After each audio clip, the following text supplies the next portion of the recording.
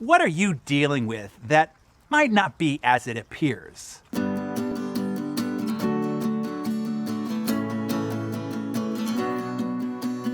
A lovely little girl was holding 2 apples in her hands. Her mom came in and softly asked her little daughter with a smile, "My sweetie, could you share one of your apples with mommy?" The girl looked up at her mom for a few seconds and then suddenly took a quick bite out of one apple and then a bite out of the other. Her mom froze and tried hard not to reveal her great disappointment. Had she raised such a selfish child? Then the little girl handed her one of her bitten apples to her mom and said, "Mommy, here you are. This is the sweetest one." Aw, sweet, right? You see, things aren't always what they seem. We have to be careful, once again, jumping to conclusions based solely on what we see. Speaking of girls biting apples and all, how about that Eve? Maybe humanity's greatest of false conclusions. Genesis paints the picture. It reads, "So when the woman saw that the tree was good for food, that it was pleasant to the eyes, and a tree desirable to make one wise." Now, before I continue, what conclusion would you have drawn? You're hungry and, quote, "the tree was good for food, that it was pleasant to the eyes, a tree desirable to make one wise." What would you do? Apples even, they look delicious. Yeah, well, that's what Eve did too. It concludes with, "She took of its fruit and ate." Then whammo bammo, her firstborn son murders her secondborn. Disease, plagues, wars, and heartache ravages the human race as a result of this quote-unquote original sin. Kind of seems like a cruel setup if you ask me, but maybe the grand lesson we're supposed to take through the ages is this, that things aren't always what they seem.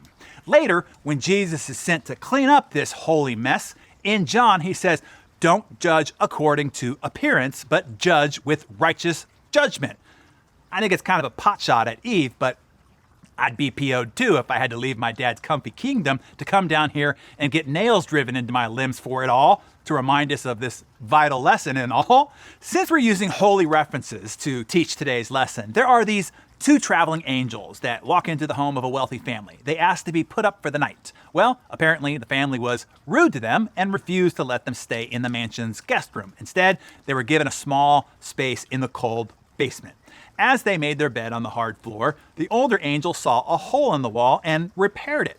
When the younger angel asked why, the older angel replied, "Things aren't always what they seem." The next night, the 2 angels came to rest at the house of a very poor but very hospitable farmer and his wife. After sharing what little food they had, the couples let the angels sleep in their own bed where they could have a good night's sleep rest, while the couple slept on the couch and the floor in the family room. When the sun came up the next morning, the angels found the farmer and his wife in tears. Their only cow, whose milk had been their sole income, lay dead in the field. The younger angel was infuriated and asked the older angel, "How could you let this happen? The first man had everything, yet you helped him. The second family had very little, but was willing to share everything, and you let the cow die." "Things aren't always what they seem," the older angel replied. "When we stayed in the basement of the mansion, I noticed that there was gold stored in that hole in the wall. Since the owner was so obsessed with greed and unwilling to share his good fortune, I sealed the wall so he couldn't find it. Then, last night, as we slept in the farmer's bed, the angel of death came for his wife.